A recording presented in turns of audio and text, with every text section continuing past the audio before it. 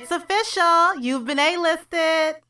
What's up, everybody? This your boy Mel with A-List Lifestyle, and it is a lifestyle. We are here right now with a special guest, my man Rosta, and he come from multiple places. I'm talking about from Chicago, from Sudan, and he now dibbling dabbling in DFW. What's going on, my guy? How you feeling? What's up? What's up, man? I'm feeling good, man. So let's get a little background from you, man. You said you lived in Sudan, man.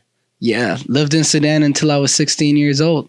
What is life like in Sudan? Like, can you give us a cultural reality from because you lived in Sudan, you lived in Chicago, now you living here in Dallas.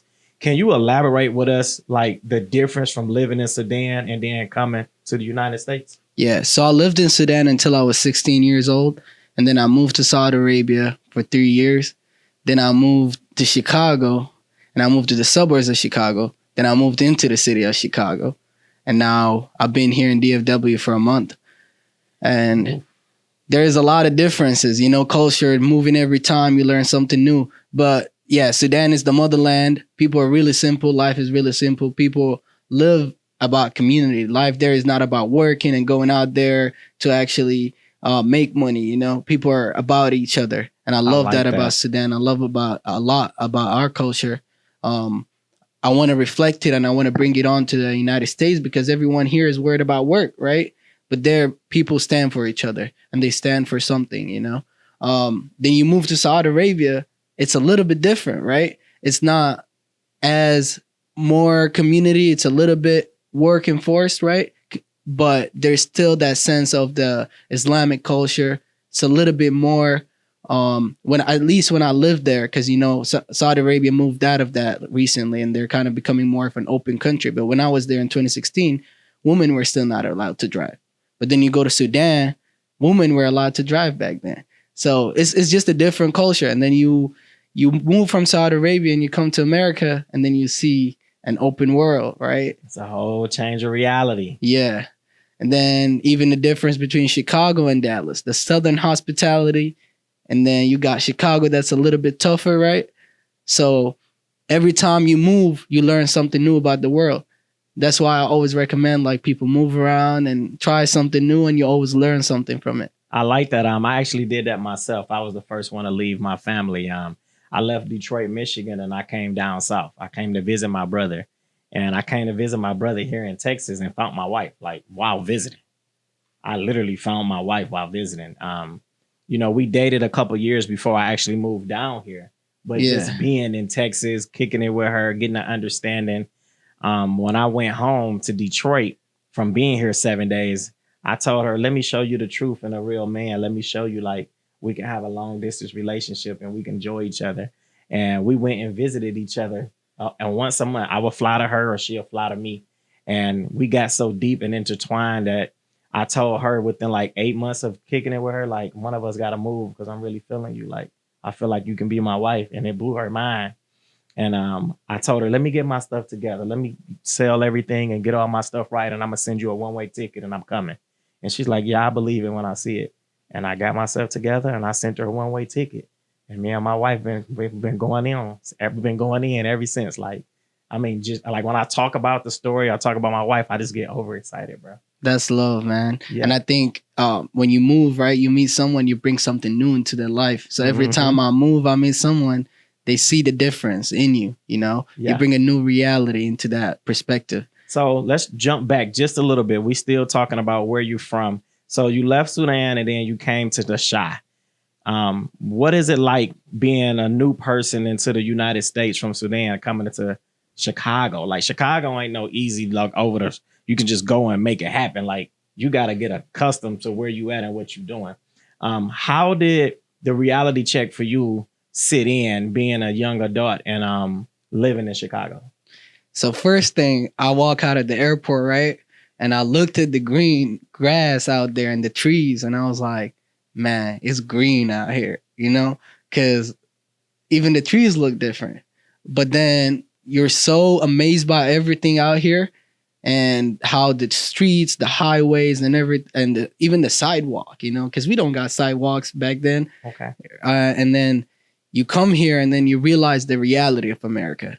It's not all sunshines and rainbows. You got to grind to get it. Yes, sir. You got to it's the tough place. And for the first, I think, 2 to 3 months, I struggle, like leaving your family, your friends, and starting a new life again in a whole different country. I couldn't even speak proper English. So that was one of the barriers I had with even at school, because I came here for high school, and a lot of people there, I would say something and it would be normal because I'm translating in my head, right? Yes, sir. I'm thinking in Arabic and I'm translating to English and I'm trying to get that same message through, but sometimes that message doesn't go through, right? Mhm. And they find it weird. And I went to a 90%, I think, white school. So that was not easy too, because their culture is even a lot more different than understanding where you come from. Yes. But I think I was able to make that influence in the people around me, to the point where I still really have good friends that look at me and be like, what you have done is changing our life now. People I had in my high school, they're like, when you first came and seeing how you grew and how you couldn't speak English and where you're at right now in life, it impacts people. In saying that, it goes to, what advice would you give to other entrepreneurs considering relocating for better opportunities? Do it. I mean, it's always opportunity. And if you believe there's an opportunity in a better place, take that chance, take that risk, and don't listen to what the people around you is going to say, because everyone is going to have something to say. Your family is going to have something to say. Even the people that are close to you, your friends, they're going to tell you, man, it's not worth the risk. You're going to leave all this behind. But only you yourself know where the real opportunity is for your own business and for your own goals. Before we get real deep into these conversations, I got some really good questions here for you. But I want to talk about a little bit about lifestyle and growth before we talk about your specialties. Because you got a few specialties that I really want to get on. But let me ask you this. What habits or mindset have you been most important in growing your company in this new environment? Consistency. Waking up every morning, being met with different challenges, and just keep on going. Having a vision board, right? I like that. Setting goals and following them and following through, right? Not settling for the mediocre life that everybody else settled for, and having a goal in front of you and being like, I'm going to achieve it. Almost being delusional about it, in a way. I like that. How do you stay creative and innovative when you're having to manage the business side and the personal side of your life? Having fun with it. When you do what you love, you're gonna be creative with it. There's no other choice. And I see a lot of people going and doing something they don't like just for the money. But if you do what you love, you are going to be creative. You're going to build something great with it. And so I just like to have fun every day and tackle my problems that way.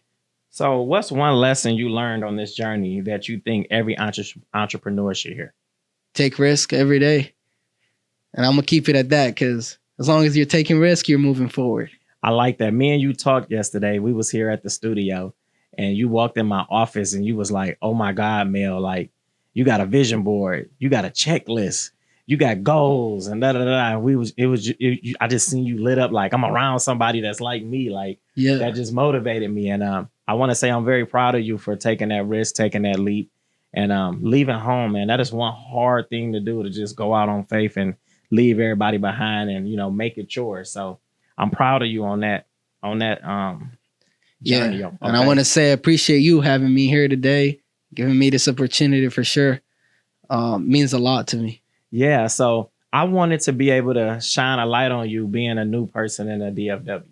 I wanted to see if my peers can see this, if we can reach out and help, or refer some people. That's what it's all about. I know what it feels like because I was once in your shoes 10 years ago. Being a new guy on the block, looking to network, looking to be a part of a team, wanting to grow with people, and trying to be, figured out, is because everybody trying to figure out, who is this guy? What is he here for? What's his purpose? But I'm a real team-oriented type of person. Yeah, appreciate that a lot. So you have some things on you that's very talented. Like we know that you're a professional photographer, professional videographer, and you also in the ad space. You know what I'm saying? Can we talk about what it's like running ads for people? See, the new era of social media has changed. Like people used to use television to kind of like advertise, right? And now there is this new avenue of social media that came around that after COVID, right? We saw that short form video coming around, TikTok taking over, Instagram, and we saw the entire social media platforms change. So with that, companies change their advertisement methods, right? And they're trying to get into that. A lot of businesses should utilize that to their advantage, right? Since they have the data they need about their customers, you're able to reach your customer using those videos. And so that's exactly why I got into this field, is because I see a lot of potential for it to grow. And I think there's going to be a lot of more money to be made in that field. When I took my chances with ads, is I had to leave my full-time job to actually pursue this. And I pursue it because of a reason, because I see it growing and I see a vision in which it's going to grow even more. Okay. So what's one of the biggest mistakes you see business making when it comes to social media marketing? So there's two mistakes that I usually see being made. It's either people not having good organic content and they're running ads already. And so they run ads and spend money. But then when people land on their page, there's nothing, there's no value to see. And then there is the opposite of that, right? It's which people focus so much on organic content and they're not running any ads. Ding, ding, ding, ding, ding, ding. Did y'all hear that? We might have to rewind the video so y'all can hear that again. Can you at least rewind? Can you just hit it one more time for us? So to make it simple, the strategy is to run ads. And when you run those ads and drive the traffic to your page, you have to have value on your page to be able to convert those customers. But that's not the end of the journey. Then you have to know how to communicate with those customers, right? And turn them into an actual client. So it's a whole process and system that works and goes hand to hand that people don't understand, especially the boomers, which are mostly the business owners, right? It's crazy to see right now. And I think me being me, I want to educate. I want to be able to help people, right, with this more than it's just not money aspect of it. It's also educating those people and letting them know what they're missing out on. And me growing up with technology, since I was 5 years old, we had an iPad. You guys grew up with something different, right? So what did you grow up with, A-List? You gonna laugh at me, man. I'm gonna be honest. I'm 40, y'all. I grew up with the CD player and the tape deck. So my generation is totally different than your generation. I grew up in the 80s. You are 90s, 2000s, right? Yeah. So that's like a century away from, each other. So time actually changed. But in the midst of that, back in our day, the advertisement was the paper route, newspaper, radio, and television. And you spoke on the television part. So radio is still relevant. Television is still relevant. The newspaper is kind of like, who's really reading a newspaper? Yeah. So the digital world is literally taking over. So with you saying that, my question to you is, with the algorithms consistently changing, what strategies have been most effective for you and your clients in 2025?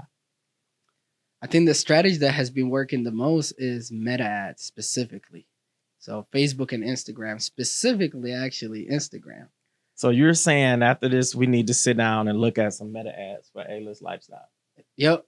Hey, y'all, the man himself said y'all need to be running meta ads. He said Instagram too, but he said meta is where it's at.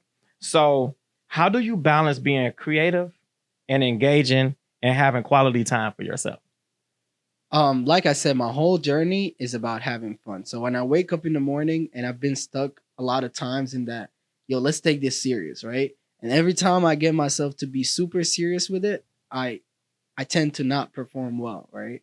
So our job is basically consists of being in the office, running ads, right? Or being on the field shooting. And then other times you're actually dealing with sales and clients. And then there's also the other time where you have to also take care of yourself, right? Cook for yourself, go to the gym, because you are the business. Yeah. If you're not running yourself and if you're not doing everything right to your own body and mindset, you're not able to run a company or run a project at all. So for me, it's like taking care of everything and not overthinking one aspect has been the most helpful right now. Okay, so when creating a video project, what's your process for making sure that the content actually connects with the target audience? So we take time when scripting, um, utilizing AI. That's been one of the biggest thing is we utilize AI a lot with scripting to find out to do research, right? Back in the days you would have to go through thousands of documents to just get what is a client pain point or what is a customer pain point, sorry. Okay. So now you can just research that using AI and find out what a customer pain point is and then script the video according to that, then be able to go out and shoot. Of course, if you're a good videographer, you'll be able to do that, and eventually is the ads and how you run it and how you target people. Okay, so what is one branding tip you believe every small business should apply, even if they just getting started? Document everything in your business, the team, the process, what you do, and the value you deliver to your client will be the most important. And as you go, you're going to see the value in that and how you can show a customer what you've done to somebody else. And even if you get testimonial from your customers on daily and weekly basis, that could come a long way in the long run. One testimonial could be a crazy ad. And Yeah, I'm really big on testimonials, and I think my peers like it too because I get a lot of reshares and stuff like that. Yep. When I post a testimonial. So, how do you personally define the difference between good content and content that actually builds a brand? Content nowadays is all about the hook. If you can get people attention in the first 3-5 seconds, you're in the game. You can't build that, you're out of the game, right? Mhm. But then after that comes, we basically have three pillars that build a good video. That's the hook, the story, and the CTA. You got to know how to hook people, and you got to have a good story. Then you got to have a good call to action. Where are you sending them? Are you sending them to your page? Are you telling them to follow you? Are you telling them to comment below, right?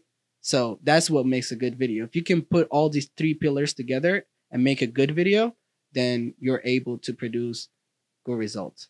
Okay. So, speaking on that, it's saying like you definitely need to have a branding team. You need to have a team. You need to have a videographer. You need to have a photographer. You need to have somebody that can run ads. So that's something that me and you talked about, you know what I'm saying, having team oriented things around us. As you can see here in the studio, I have a team around me. And I was even telling you like, hey, I can be a part of your team. You can be a part of my team. That's what it's all about. I come from a football background, a track background, being a part of a team. So I'm always looking for how can we grow? You know what I'm saying? Yeah. How can we feed each other? How can we push each other households? So is that something you're looking for here in DFW, building a team? You know what they say, man? One hand can clap, right? One hand can clap. Right? This boy just dropped a for real. Like you have to. That's definitely going to be a real. One hand can't clap. Yeah. And we say it in Arabic, you know. We say it in Arabic for me. اليد الواحدة ما بتصفق. So that what that means is the same thing, translate to the same thing. But for real, you gotta have more than one person you're working with. And for me, that person in DFW has been A-list. Just let's just say that he brought me into the studio, man, showed me the market, what I need to do to grow here. And I really appreciate that, you know. That's what it's about, man. Each one teach one. Iron sharpens iron. I'm a true believer into pouring into the next generation. You know what I'm saying? And I believe one day it'll pay off fully. Yeah. Real quick before we close out, can you let everybody know how they can follow you, how they can book you, and things of that nature? So Trivix Media, we are a media marketing company that helps service businesses grow using ads and content. So if you are a business owner here in the DFW area, reach out to me, Trivix Media, on IG, on Facebook, and our website, and you'll be taken care of for sure. This your boy Mel with A-List Lifestyle, and we just had a great interview with Rosta. Peace. A-List.